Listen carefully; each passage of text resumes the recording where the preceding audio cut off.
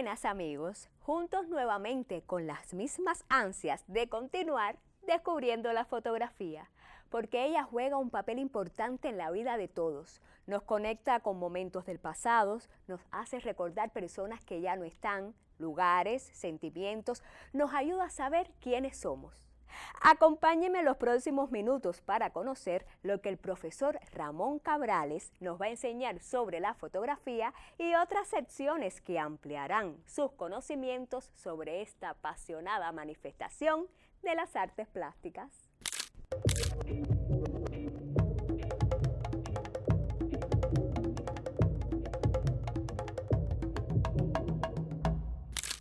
Nos encontramos en la sección Historia de la Fotografía. Profesor, ya estamos listos para que nos enseñe un poco más sobre este tema. Bueno, la historia de la fotografía es muy larga. Aquí lo que estamos dando son pinceladas de la historia de la fotografía, ¿verdad?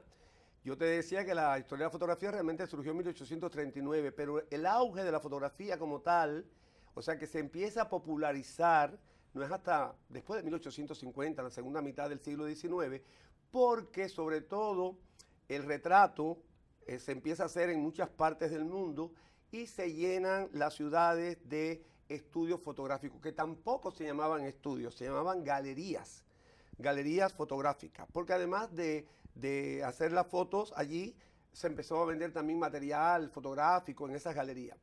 Nosotros tuvimos la suerte, como te comenté también, de que La Habana se llenó de estudios fotográficos, incluso en cada barrio empezaron a aparecer estudios fotográficos.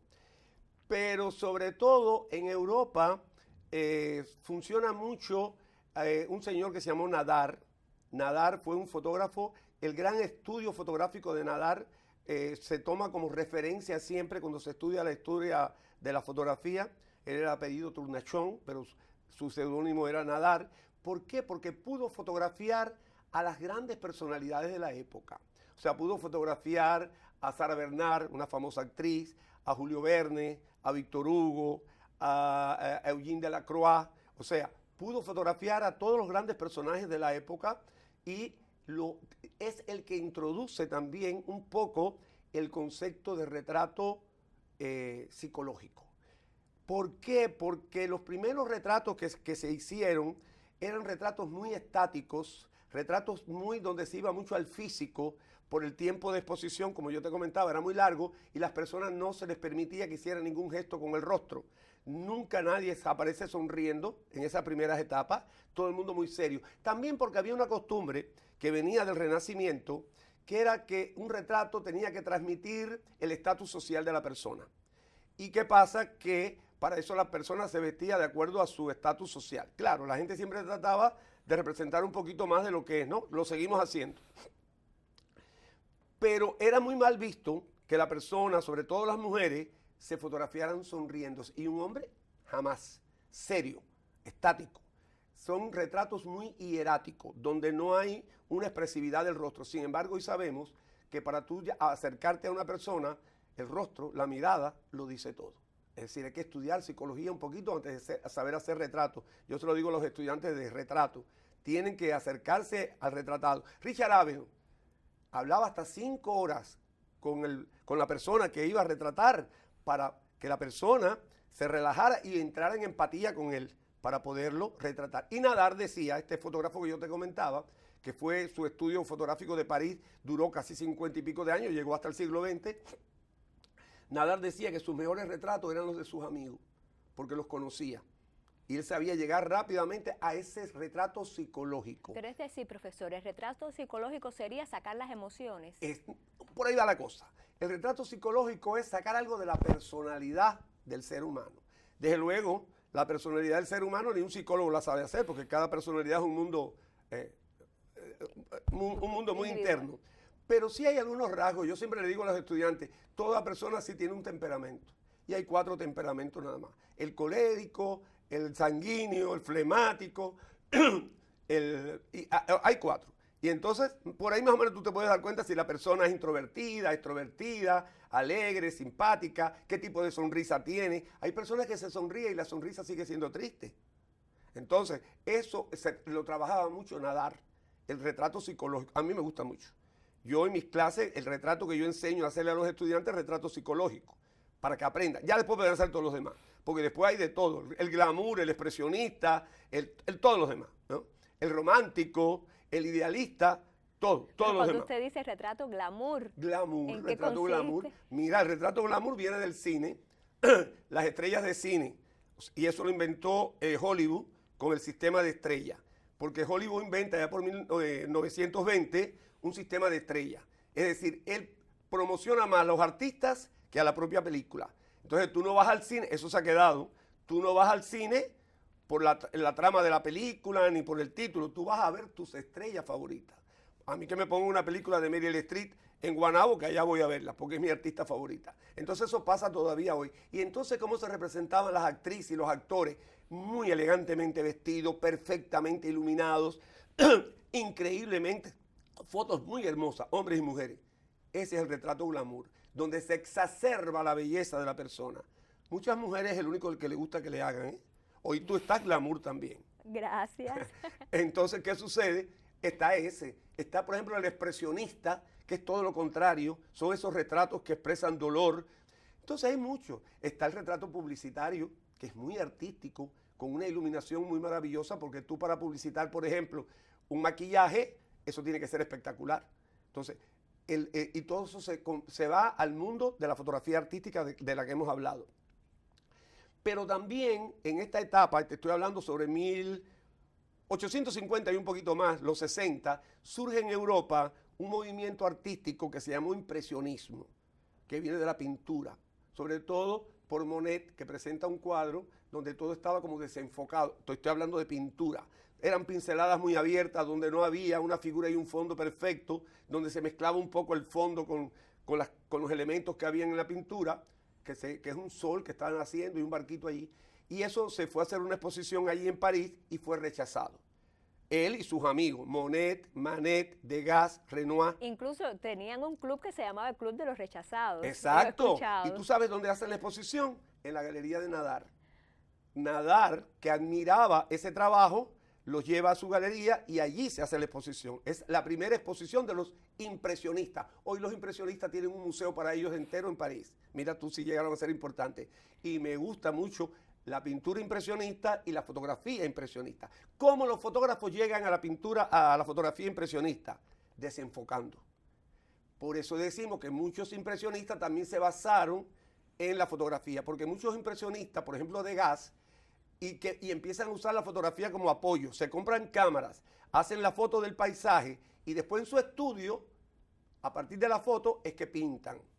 Entonces ya ahí hay un apoyo desde el punto de vista impresionista, pero empiezan a usar también la luz natural, salen a la calle, a pintar en la calle. Y los fotógrafos, ¿qué es lo que tratan de hacer? Descomponer la imagen como la descomponían ellos. Y por ejemplo crean los llamados objetivos nobles, que son objetivos que los fabricaban ellos mismos para desenfocar. En vez de enfocar hasta ese momento todo era enfocar y ver nítido. Bueno, a partir de aquí no, era también desenfocar. A esta corriente, los fotógrafos le ponían grasa delante al cristal del objetivo para que desenfocaran. Movían la cámara, todo eso lo hacían adrede. No lo hacían.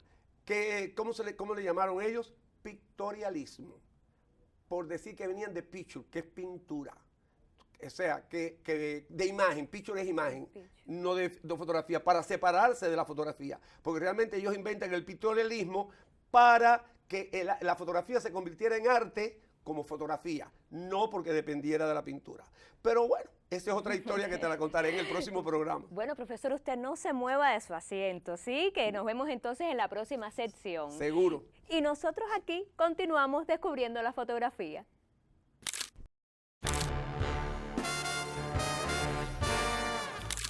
El trabajo de un director de fotografía no siempre será el mismo. Por ejemplo, para una producción de bajo costo, con iluminar correctamente y elegir encuadres sencillos bastaría, mientras que para una superproducción se establece el uso de la luz, las ópticas y los planos con mayor estudio y esmero. Hoy estaremos conociendo un poco más sobre el mago de la cámara en mano, el camarógrafo y director de fotografía, nuestro Jorge Herrera.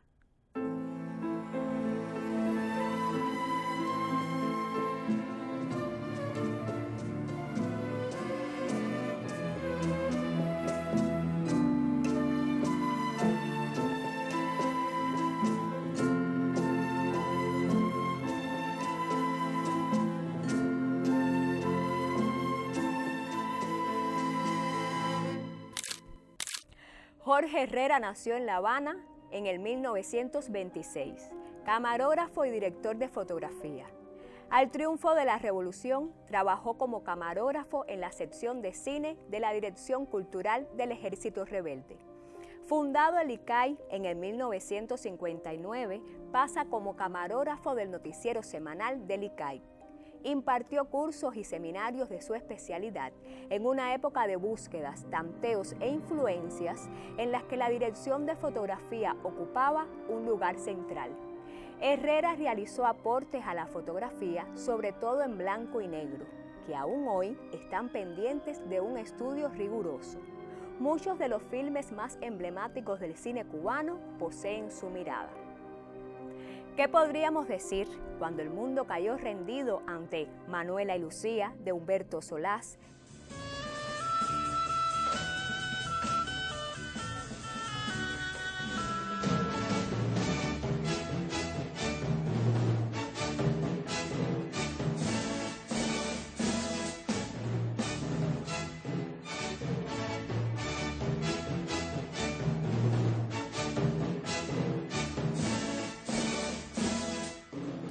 Y la última carga al machete de Manuel Octavio Gómez, El hombre de Mainsinicú de Manuel Pérez y Los sobrevivientes de Tomás Gutiérrez Alea.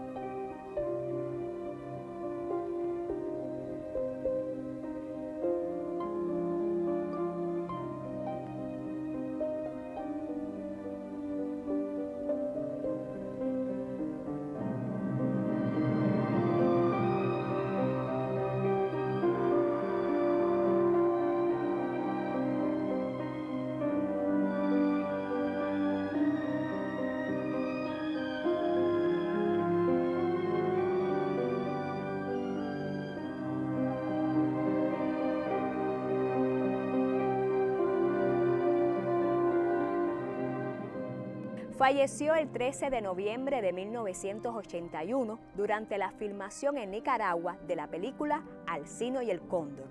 Sin dudas, Jorge Herrera es una de las más sólidas personalidades artísticas de la cinematografía cubana de todos los tiempos.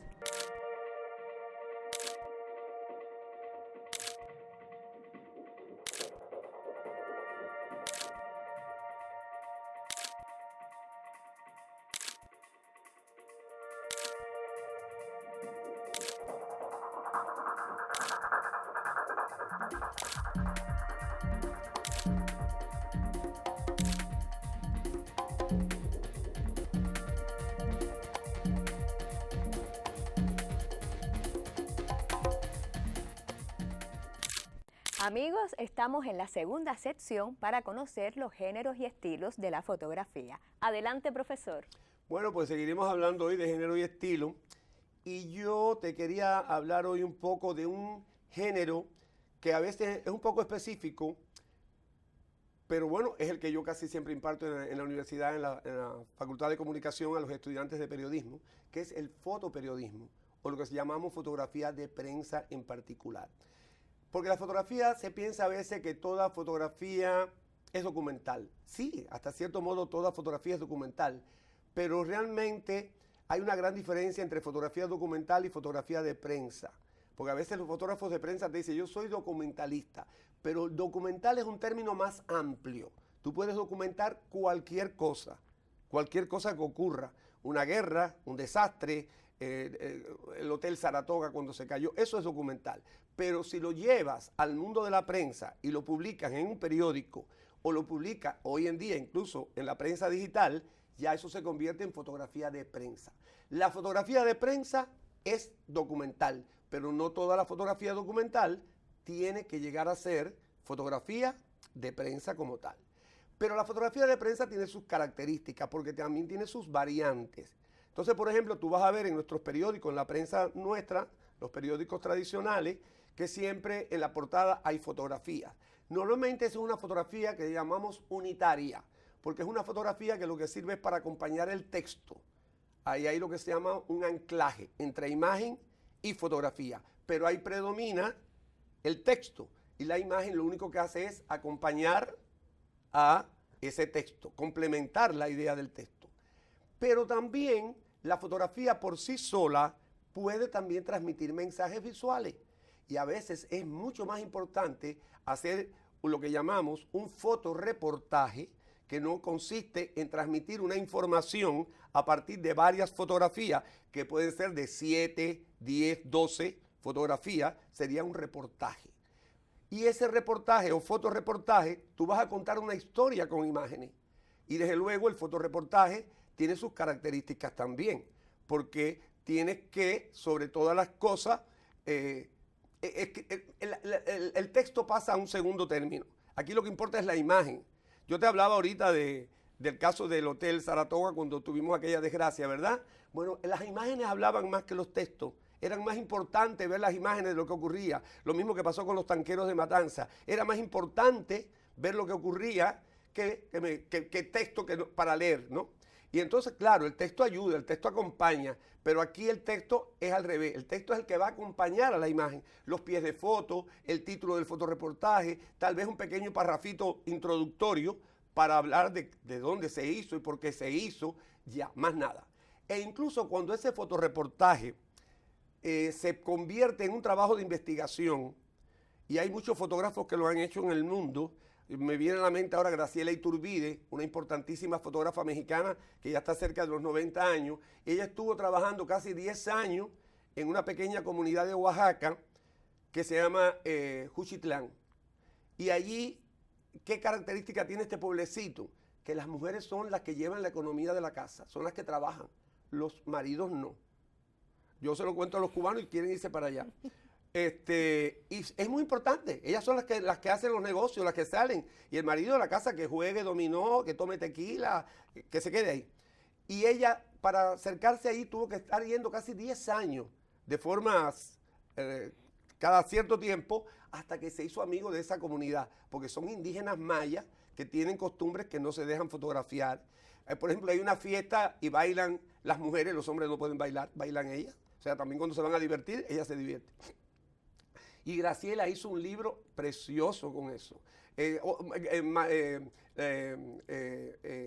Cristina García Rodero en España, ella tiene un fotolibro que se llama La España Profunda, que son esas aldeas españolas. La gente se piensa que España es Madrid y Barcelona. No, hay pueblecitos metidos ahí en los montes, en las montañas, donde las costumbres son todavía muy ancestrales. Los velorios, las lloronas, y todo eso lo fotografió Cristina García Rodero y lo llevó a un libro. Ya en ese momento ya no es un reportaje ni un fotoreportaje, ya estamos hablando de un ensayo fotográfico. Y el ensayo lleva tiempo, lleva años de investigación, lleva trabajo, y ahí, pero que tal vez es el trabajo más íntimo de un fotoreportero. Pero entonces el ensayo fotográfico sería algo aparte, ¿no? Sería... Es como un fotoreportaje muy largo que lleva investigación. Al final es una historia que tú cuentas.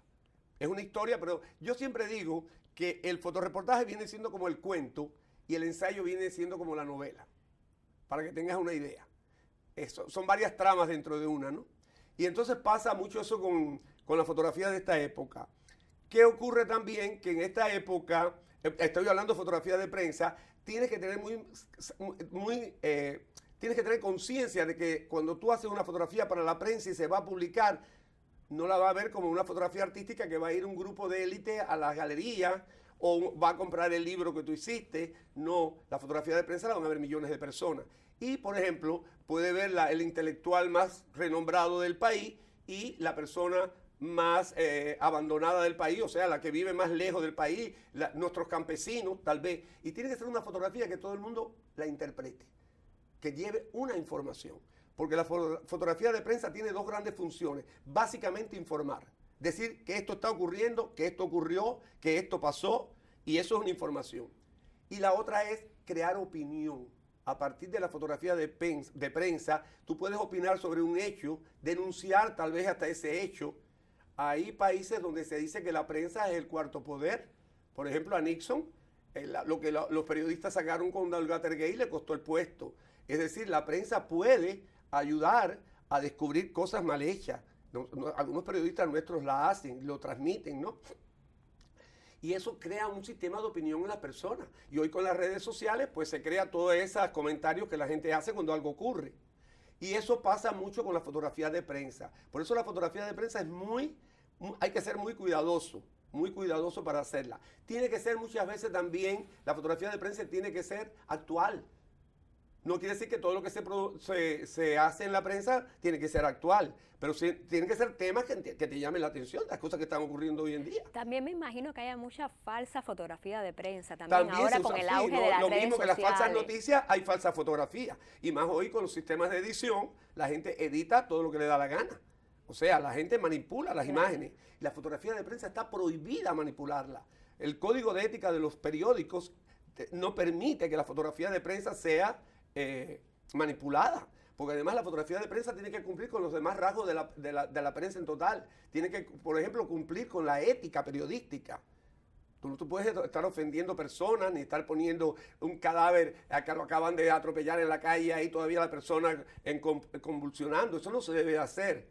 Eso no se debe hacer. Entonces hay cosas que hay que tener mucho cuidado en la fotografía de prensa como tal. Pero como yo le digo a mis alumnos también, independientemente que sea de prensa, independientemente que sea una fotografía documental, tiene que ser creativa, tiene que ser original, tiene que llamar la atención. Y lo decía Cartier-Bresson, el gran padre del fotoperiodismo.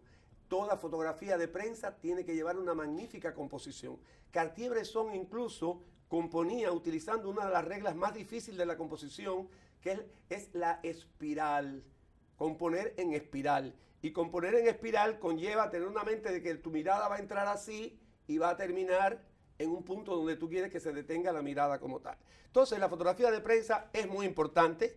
Yo creo que todavía nuestra fotografía de prensa, yo he tenido la suerte de ser profesor de muchos de los fotógrafos de prensa actuales, de los cuales estoy muy orgulloso, y que seguramente siguen haciendo fotografía de prensa, pero la siguen haciendo bien hechas, como yo les enseñé que la hicieran. Como es debido. Claro. Muchísimas gracias, profesor. Nos vemos en el próximo programa. Aquí estaremos para seguir hablando de fotografía. Amigos, ustedes y nosotros continuamos descubriendo la fotografía. La fotografía tiene el poder de inspirar a muchas personas y podría impulsar un cambio positivo en ellas. Conozcamos a otro ilustre fotógrafo.